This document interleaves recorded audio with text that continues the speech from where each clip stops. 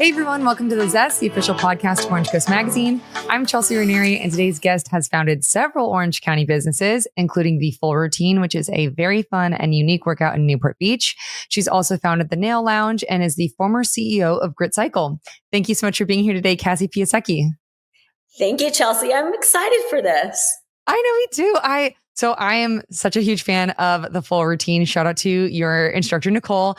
I had seen it on TikTok. Got really popular there. And then I had multiple groups of friends telling me about it. I was like, okay, I just have to try it. And I was like scared at first to go, but it was so fun. I absolutely loved it. I love that you say that you're scared because we hear that a lot. And one of our mottos in the studio is allow yourself to be the beginner, because we all were the beginner at least once. And when people are here in the class and they know that it's someone's first time, they just kind of give you a knowing look like, we know what you're thinking right now. You're going to be fine. Yeah. And your instructors are so great too. Like Nicole would be like giving me like a shout out, like, you got it. Like, that's so great. You're doing great, or stuff like that. And it was like such a fun environment. Good. I'm glad you had a good time. Yeah. I loved it. Well, let's start at the very beginning of your story, because we have so much ground to cover with all of the incredible businesses you founded. But first of all, where did you grow up? I grew up in Thousand Oaks and Malibu, California. So my divorced parents, so one was in Thousand Oaks and one was in Malibu. So super local, California native through and through. Lived here my whole entire life. Amazing. What were you like as a kid? I was very outgoing, actually. Very outgoing, very confident, and kind of, the one that would get up in front of anybody and sing and dance and put on a show and say, hey, watch me. And I was, I think, always eager to please. I was a people pleaser and always looking out for like the person who was kind of blended into the background and bringing them forward and helping them feel comfortable.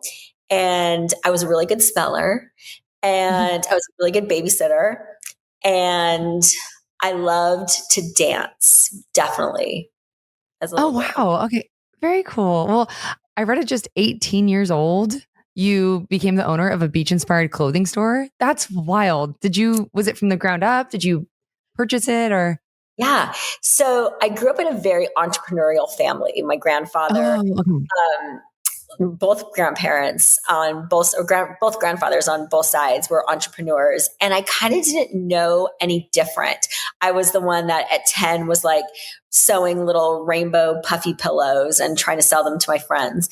So when I was 18 years old, it's so weird to think of like, how did I even come across? I know. I was working there. A store in Thousand Oaks called Vacation Sportswear with Dean DiLorenzo, and he's still around as a Garmento. But I was working there, and his wife had a baby, and they had a couple stores. They just couldn't do all the stores. And so at 18, he said, do you want to buy the store? And I said, yeah. It was weird, the background to it. I was in a car accident and broke my back and had to drop out of college, and got a little bit of insurance money. And, at 18, I was like, yeah, here's my entry into owning my own business, like a real brick and mortar. So, that's so weird thinking back at that. I mean, it feels like yesterday, but at the same time, it was 8. I'm 56. So it was a long time ago. Yeah. Oh my gosh. I can't even imagine owning anything at 18. That's wild. So, how did you learn on the go, or did you kind of know what you were doing since you already worked there, or how did that work?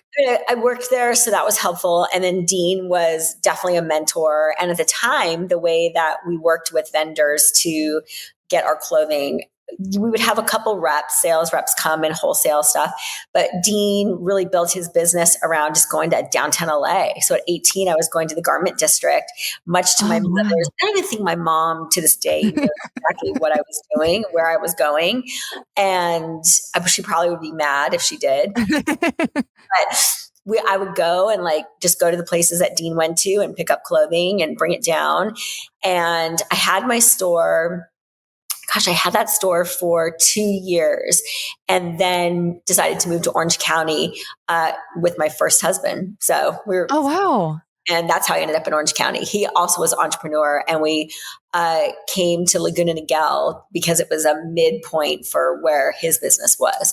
And so I think I closed that store, went to Orange County, and that's how I ended up here. Okay. So is this when you opened the fitness apparel store? No. So first, I don't even think it's on here. So first, the business that he had that I definitely did with him was, of all random things, a fire extinguisher servicing business. So Oh, every store, every business has to have a fire extinguisher. yeah. So we set up shop in Orange County, and we went from Ventura County or Santa Barbara to Laguna Niguel, and then from Laguna Niguel to San Diego. And I did like all the books and everything. And we were babies. We were 20. So we were only married for a year, and we got a divorce. I stayed in Laguna Niguel for a little bit longer, got married again to my second husband. And that is when I opened up the fitness apparel store, and just kind of took my background that I had for my first store and married it with my passion for fitness. And at the time, this is a super cool thing. At the time, there was no Lululemon, or if they were just like a one store in Canada kind of thing. And there were no mail order catalogs. And mail order at the time was huge. This is like 1991, 1992. And so it's pre-internet. And the way that a store sold things outside of the brick and mortar was through mail order. And so I worked with a consultant, and we came up with the first mail order. As far as I know, it was the first mail order fitness. The word athleisure wasn't even a term at that time. It was like leotards, tights, and leggings. And started that, and got pregnant and had my daughter. And when she was about 10 months old, I was like, yeah, I can't do this anymore. She's like climbing on the racks. And I sold that business. Okay. And then tell me about Shopperazzi. This is such a cool idea. It's so smart because there's like something kind of similar to it now, but you were like on the forefront of so many different ideas. So when celebrities first started being, I would say they were celebrities, so they technically should have been influencers, but it was our first kind of foray into influencer stuff. And this was the time of Lindsay Lohan, Paris Hilton, Kim Kardashian was like, she was still doing Paris's closets at that time. But like these really, I mean, it was like Lindsay Lohan and Paris Hilton were starting to shop at places in LA like Kitson. And for anybody that's listening, watching, or reading, or however you're listening to this, Kitson was like the place that you would go and shop. And it was on Robertson in West Hollywood. And then stores around there started becoming famous for celebrity shopping. So my cousin-in-law, Tina, shout out to Tina, we would go up to LA and go shopping all the time. And, we kind of felt like, oh, we want to go where, the celebrities are. Yeah. And people started asking us, well, where do you go? Can you take us shopping? And I wish you just had a map so we could know where to go. So we did. We started a business called Shopperazzi, which was a map, like a printed map on paper that we would send to people that had all of these stores on there. So smart. It was like, if you have a half a day, like here's all the stores that you could go to. And websites still really weren't a thing. We had a website, obviously, because that's how people would purchase it. But it wasn't like you would go on and like blogs weren't a thing yet. It was still very much kind of like e-commerce, very basic e-commerce. I still have some of the maps. They're so cute. We had a designer, and we had a song. It was like a whole thing. We had a song on the website. It was so fun. And those stores, for the most part, are still there. That's what's crazy. Even Kitson has gone through a metamorphosis, open, closed, bankrupt, all those things, and it's still there. And he still carries all the same stuff. It's so funny to watch. So yeah, oh my God, I'm sure that's popular again now with all the 90s resurgence. Yeah, right? I saw there probably 3 months ago. I went to Kitson. No way. Yeah, it's fun. Cool. I love that stuff. Yeah. That's such a smart idea. Actually, when we were in Palm Springs recently, one of the stores gave us a map and it was like, if you like more like aesthetic and cool idea, like cool spots, here's like all the cool restaurants. And it was so helpful. Yeah. So that would have been really helpful too. It's fun. It's on your phone. You're looking at something. Yeah, right. Totally. Well, at this point in our conversation, we've already talked about both four actually different companies that you started so early on in your life. And you said your family has this entrepreneurial spirit, but what originally got you into Pilates? So I got into the fitness industry early on, and early on for me in my life. It was probably like 91, 92. And I used to be really overweight, and, I would dance and cheerlead and ice skate and whatever, but I kind of went through that puberty thing where, gained weight and found fitness through that, and group fitness specifically. And this was the time of step aerobics. I'm much older than I appear. So this was this time of step aerobics, Olivia Newton-John, Get Physical, leotards, tights, leg warmers. And as a cheerleader, as a dancer, you're always trying to rope everybody in to do it. So getting into the fitness industry and start teaching classes was like a natural fit for me. And so I started off with step aerobics. And I've pretty much taught everything under the sun except for CrossFit. I used to say CrossFit and boxing, but boxing comes into play later. So I actually sideline taught it or helped people teach it. And so got into group fitness that way. And went to it's not weird. I went to Aspen, Colorado over the holidays when I was probably 28 or 29 years ago, and took a reformer class and had an amazing time and felt so good on that piece of equipment doing Pilates that I came home and started looking for an instructor to do private lessons, just because it just felt so amazing. And it was just something that felt natural in my body. And I was very fortunate to land at a studio called On Center Conditioning, which today is known as Body Arts and Sciences International. And it's like the world renowned Pilates school in all the world. People come from all over, and it's right here in Newport Beach. And I started taking private lessons there, and immediately knew that I would do this for the rest of my life. This working on a reformer, exercising on a reformer, I would do for the rest of my life. And outside of COVID, I have I've done Pilates on a reformer 2 to 3 times a week for the last 20 some odd years, just as a practitioner before even becoming an instructor. And so through my love and my experience at the time was On Center, I decided to get my Pilates certification, but at the same time was still, opening businesses or doing things in entrepreneurial ways that were fed by my love for fitness, and whether it was teaching Pilates and eventually indoor cycling and personal training, they all kind of wove together into my life in some way, shape, or form. So that's how I got into it.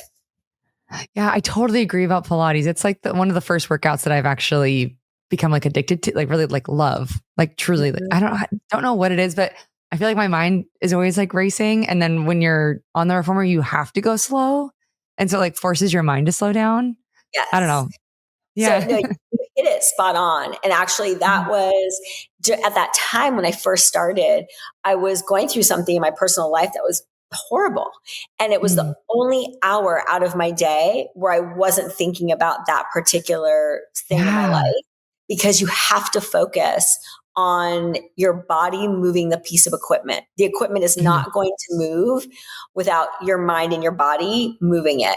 And it was a huge stress relief. And to this day, and I talk to my clients about it all the time, that this could, and my instructors, like this could be the 1 hour out of the day when they're not thinking about X, Y, and Z, good, bad, or different. And it is really, it's exceptional in that way. Yeah, that's so true. It totally, and also you don't want to fall because you're trying to balance too. So there's always that. Yeah. Well, in 2012, you released an ebook called Biz Etiquette. So what does this book focus on? My pet peeves. Oh. So through my entrepreneur journey, I got to experience a lot of different things, and everything from walking into banks and asking for money, working with customers, doing sales, like all these things where I would just look at situations and think, is this really the best way to show up for yourself? Is this the best way to represent your business? And I love etiquette.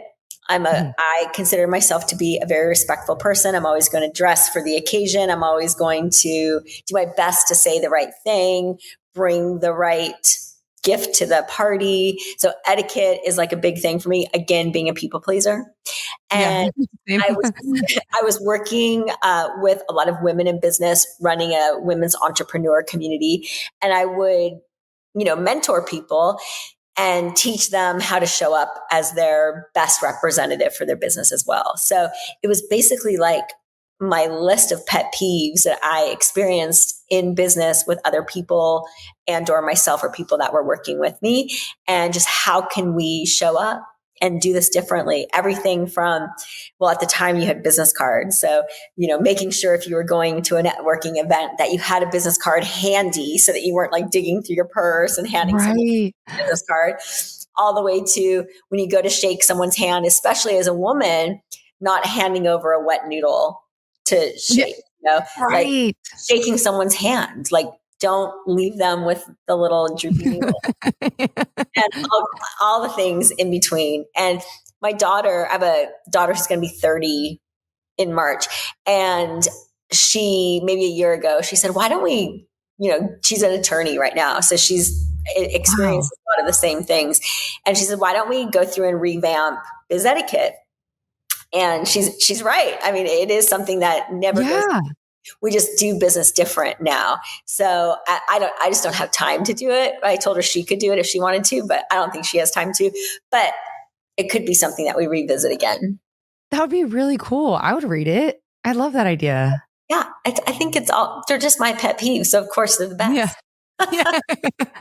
Well, in 2017, and this is how I first became introduced to you, you became the CEO of GritCycle. And so for listeners who don't know, it's an indoor cycling studio that's bike to the beat. And it's actually how I first got introduced to indoor cycling. And I've been doing it ever since. But how did you come into this role? Yeah. So as a fitness professional, and as someone who currently is 56 years old, I've hit these like mile markers in my career where I'm like, no one wants a 40-year-old aerobics instructor. People tell you that? No, I decide for myself. Oh. So I was teaching fitness. I was doing all the things, had a couple, the nail lounge, a couple of businesses all along the way, whatever. And at 40, I decided I'm done teaching. Nobody wants a 40-year-old aerobics instructor. I was telling myself that. Oh, no. And so I wasn't teaching anywhere. And in 2013, GritCycle opened in Costa Mesa. And I went, everybody was talking about it. I was a Soul Cycle fan. So it was like normal for me. I was so excited to have something that kind of was like Soul Cycle. And I went in the first time with one of my best friends, Lisa, and we got on a bike. And the lights went down and the blue lights turned on and the music started. And I leaned over to her and I go, I'm going to teach here. And she was like, that's so cool. You're retired. And I said, I'm coming out of retirement. So I went through the audition process with Matt and Marisa and Candace at the time, and got on the schedule a couple months later. And so started off as an instructor. And this is 2013. So this is when social media, like Facebook, you didn't have to be a college student anymore to have it. Like everybody had Facebook. Social media was starting to become a thing. And I would help people in business with their social media. At the time it was Facebook and Twitter. Those were like the big things that everybody had. And so as they got to know me as an instructor, they got to know a little bit more of my business background, help with social media. They were growing. They were opening up their second studio. And in 2017, they came to me and they said, we're going to create this role. It was actually managing director to start, which is like a CEO, but like you do all the same things, but it's like a little different title. and we want you to apply for it. And I was like, okay, let's go. And it was an amazing opportunity because Matt and Marisa, and at the time it was Matt, Marisa, and Joe, were the owners of the studio. And they were very much involved, but they also, in their own right, were very entrepreneurial and had a lot of things going on inside the studio, outside the studio. And they allowed me to come on and feel like grit was my own. To this day, I still say I bleed grit blue. Yeah. I would say it, and I'll say I bleed grit blue. Yeah. I very much felt like it. I treated it as if it was my own business as well. So I was still teaching, and when I first came on, we had 2 studios. And I think within 18 months, Matt and I worked together to kind of revamp the way that we acquired studios or opened new studios. And over the course of these 17 to 18 months, we opened up 5 additional studios, and then 6 was on the way as COVID was starting to happen. So we had the 2, opened 5 more, and then we had opened one up in Northern California. It was our first one in Walnut Creek outside of Southern California, and then had inked a second one in Long Beach, and COVID happened, and the rest is kind of history. But Grit was such a amazing experience, like I said, because I felt like it was my own. Yeah. And I got to work with really cool people. I mean, working with Matt was amazing, and I miss it so much days because we had so much fun and did so many cool things. He always made sure that we were having fun and doing cool things. Aww. And the staff that I worked with in the corporate office was amazing and still works with me. Many of them still work with me here at the Full Routine. We stayed friends. And then as this was getting ready to open, I went and tapped them and said, do you want to come along for the ride? And so Dre and Ashley both worked with me at Grit. And then Katie Frome, worked with us at Grit, and she is responsible for setting up the whole back end of my business, our booking system. Wow. And still to this day does a lot of stuff with us. And and TFR was kind of born in the back of the GritCycle corporate office during COVID. So that's a little insider thing also. But yeah, Grit was it was hard. Lots of people, lots of studios, lots of moving parts, but it was also really, really, really gratifying. Yeah. You were the face of it to me. So when I saw that you were also behind the Full Routine, I was like, okay, well, now I have to go try it. But, to fast forward a bit, to 2023, where, you founded the Full Routine. So what inspired the studio? Cause it's such a different type of workout. Yeah. So I always say Pilates is my soulmate workout. And by Pilates, I mean reformer Pilates. And I had gone through a life transition, gotten divorced from my second husband after 29 years, and decided that it was kind of now or never. I didn't have anything to lose. I only had things to gain. And so I decided that I was going to take everything that I had and open up a reformer studio, and then also introduce this class. At the time, it was called Mat Make It Hot. And I figured, Cassie, just put everything into it. If it doesn't work out, you'll just go BK and go to Europe and live in Paris and teach Pilates in Paris, which is something that I've done and I've always wanted to do again. And that was just kind of like my thing. It's like, it's either going to work and it's be amazing, or it's not going to work and you're just going to go to Paris. And so I literally took everything that I had. I took everything that I had and I put it in, and I opened up this studio, and we have reformers that stand up on the walls. And so every other day, every other night, we would put the reformers up, and on the opposite days, we would teach this class called Mat Make It Hot. And it was the original iteration of it that I started creating in the back of the GritCycle corporate offices during COVID, worked through it, refined it over a couple years, and was just doing it myself and incorporating what I loved about Pilates, it's not a Pilates workout, but there is a section that is classical mat Pilates. We should come back to that. But had this first iteration of it, and we were in this tiny garage with a cement floor, 2 rinky-dink heaters that I would drive to the studio on Tuesday, Thursday, and Sunday mornings and turn on at like 5 or 6 a.m. and then close the garage up and let the girls teach. I didn't even teach the class there. I didn't like the cement floor, and I would let the other instructors teach. I would sub as needed or teach on like a special, on Christmas or something. I think I taught a total of 11 classes there, and just let the other girls teach. And I just knew we could only have 6 people in the class. Everyone was kicking reformers, and I knew it was going to be big. And the feedback was like, this is amazing, I can't get in. Or this is amazing, I don't want to roll around on a cement floor and kick Jen Schro in the face, or get kicked by Jen Schro in the face. You need a bigger spot. And so in the end of 2023, I visualized what I wanted this bigger spot to look like. And I knew it needed to be close to the reformer studio. So I'm sitting in the space that I found in January of 2024.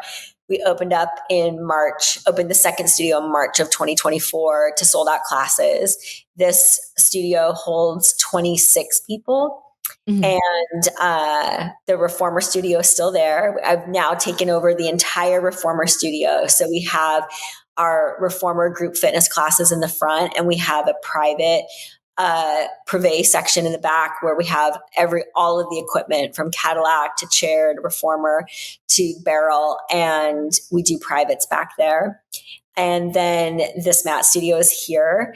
And in March of this year, I'm opening up our third studio in Sacramento. So I'm really excited and have plans to continue growing as I can personally finance. So it's really important for me for this to be a woman-owned business and to do it myself. And the way that I accomplish that is by working with really amazing instructors that really understand my own personal journey on how I got here. I don't use the term journey lightly, but it's definitely been a journey. And my role in the company is to make sure that my instructors are well trained, well taken care of, both mentally, physically, and financially.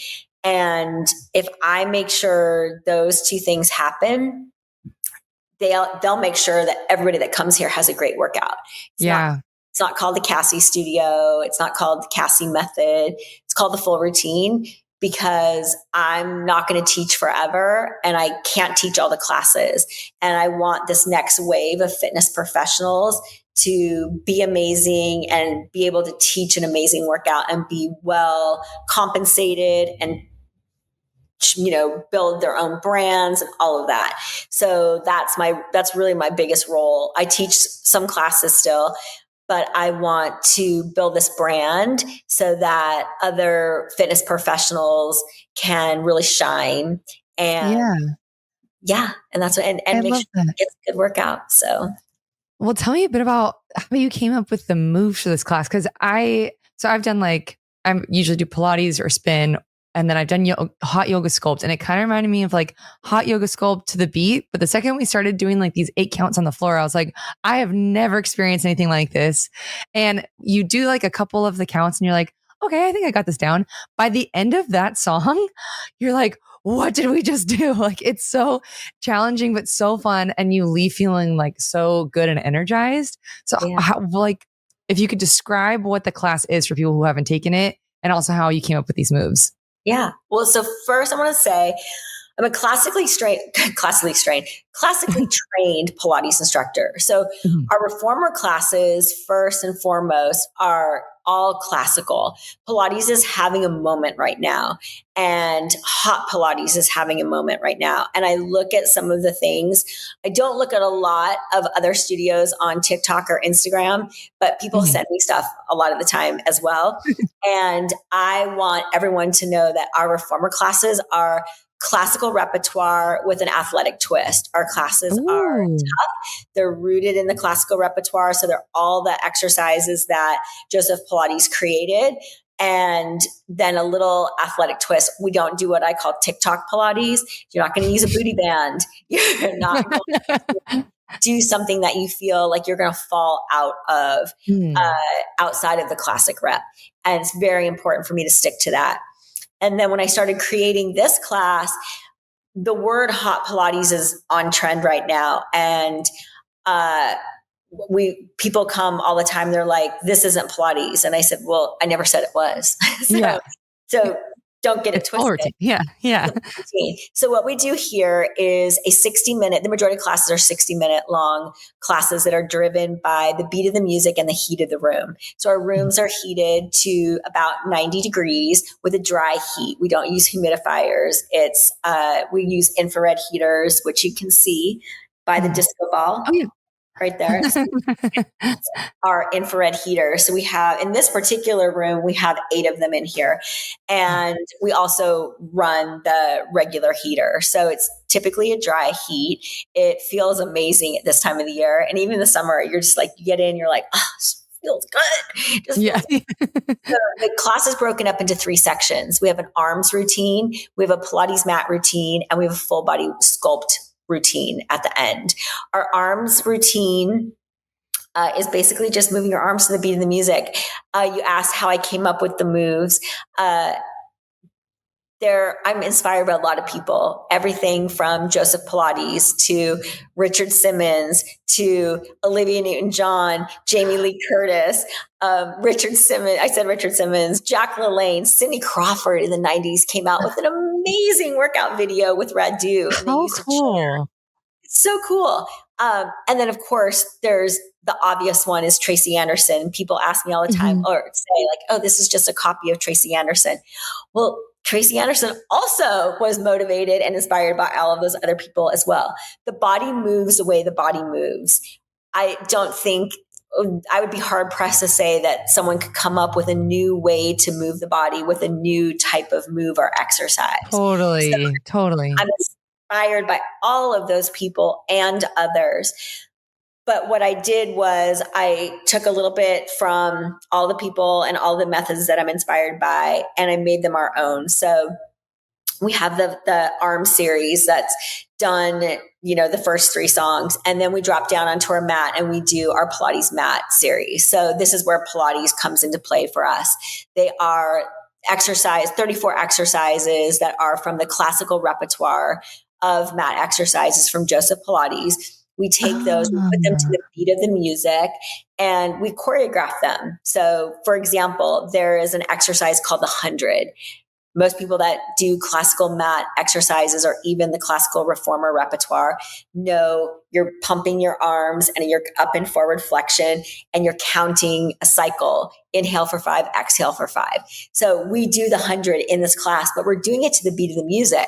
So we change it. It's not 5, it's an 8 count because the music is 8 counts. So if you look at the foundation of our program, you will see the classic repertoire of Pilates mat exercises during that middle section of our class. From there, we strap the ankle weights on, we get down onto the mat, and we do the full body weighted sculpt section, which is so fun. It's what I always say, like, this is what we're here for.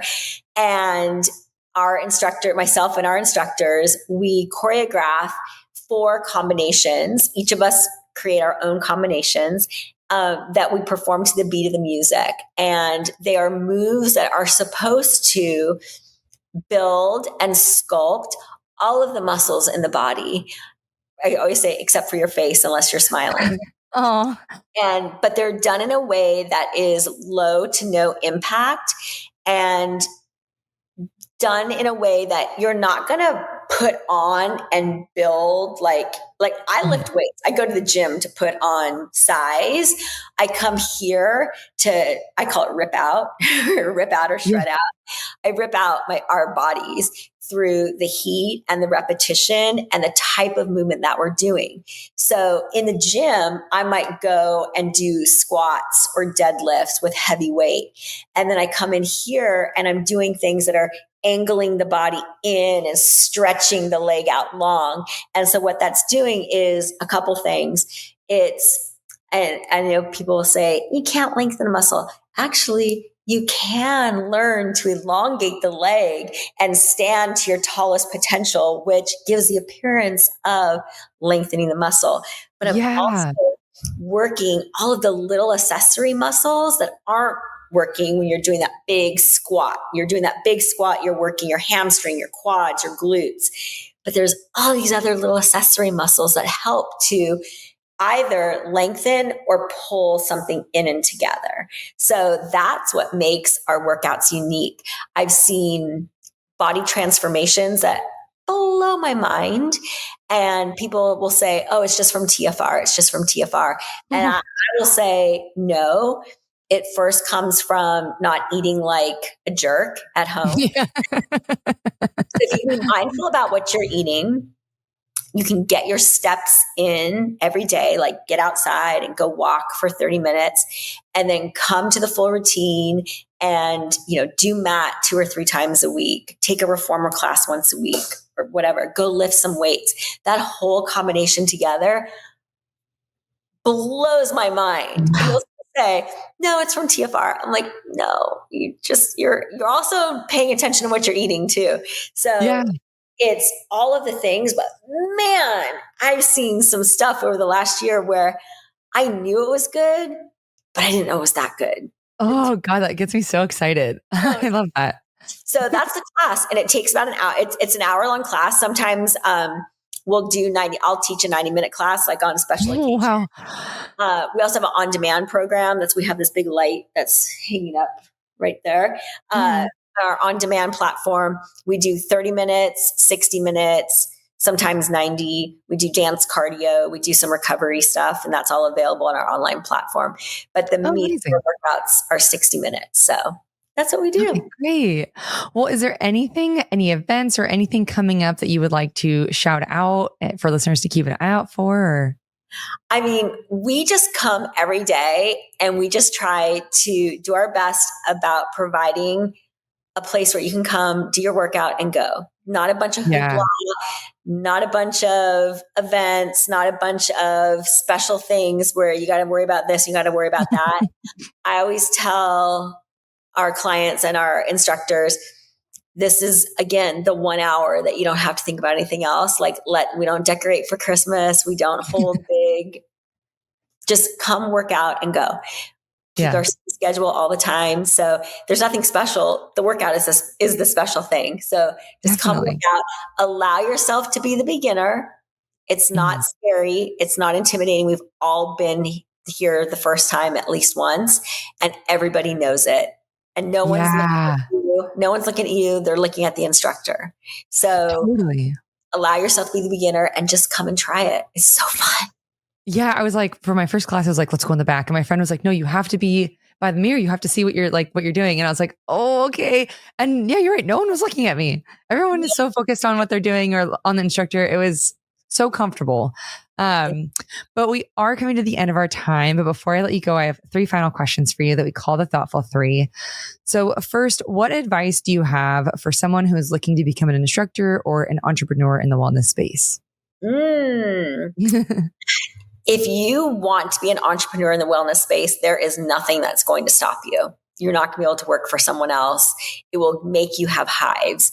So if working for someone else gives you hives, that means you are an entrepreneur. So when you decide that that's what you're going to do, put your head down. Don't look at the competition. Don't look at what everybody else is doing. Go with your gut. Go with what you know. Go with what you're passionate about, and just go. Don't get analysis paralysis. Make sure you're an entrepreneur. You get hives working for someone else, and then put your head down and just go. There is enough for everyone to go around. Definitely. I love that. And then what is a daily routine that you incorporate into your life that you feel that others should adopt as well? So I prioritize sleep, and then I get up super early, and I've moved my body in some way, shape, or form every single day. Whether I owned a fitness studio or not, getting up and doing it as soon as I wake up in the morning. I take care of me first so that I can take care of everybody else better. If I waited out till the end of the day, me personally, probably wouldn't get done because I would get sidetracked with everybody else's stuff. So I go to bed early. I wake up early in the dark time, I call it. And I move my body every single day. Doesn't have to be balls to the wall. Sometimes just opening the front door and walking for 20 minutes and turning around and coming back. So 40 minutes, I didn't even have to get in my car. But I move my body in some way, shape, or form every single day. Oh, that's a good goal. That's like good goal for the new year. And then lastly, how has your approach to risk evolved over the course of your career? Well, I said last night, scared money don't make money. That's a great question. And I'll try to be quick answering it. When you're young and you don't have a family, you don't have a house payment, you don't have responsibility, it's a lot easier to be risky. When you are in a relationship and you have someone else and a family to think about, it's very important that you check in with your partner and make sure that everybody is comfortable with the risk, whether it be financial, time, whatever strain it puts on a family. Because like I said, you get hives working for someone else. Yeah. That doesn't mean that you just go out there and just bleh, without asking your partner. It's really important that everybody is aligned. And I didn't open up a Pilates studio for many, many, many years because my partner at the time, my ex-husband, he was risk adverse, and I totally understood and respected that. And I let it rest. I brought it up, went through the process a couple times and I put it to rest. He wasn't ready.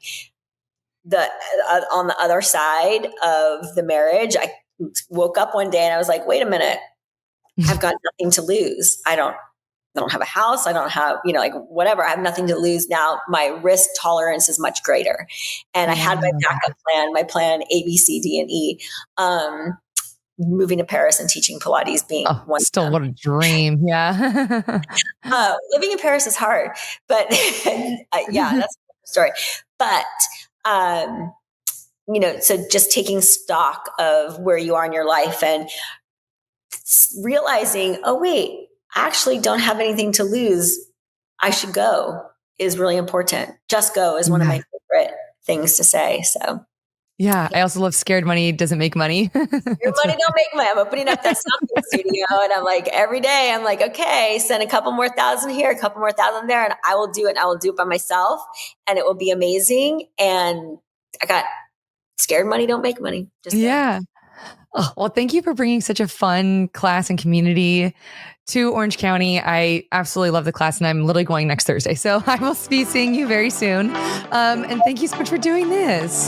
Thank you. It was a pleasure. It's so fun. Of course.